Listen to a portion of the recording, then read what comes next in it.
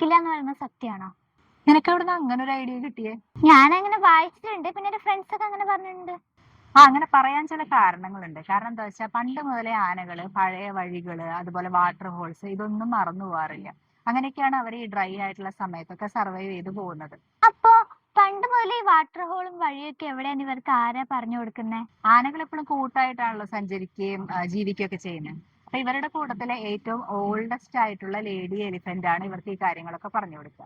ഓ, അപ്പൊ അവിടെ അമ്മമാരാണല്ലോ എല്ലാം പറഞ്ഞു കൊടുക്കുന്നേ. അപ്പൊ ആനകൾ അങ്ങോട്ടും ഇങ്ങോട്ടും കെയർ ചെയ്യുന്നവരാണോ?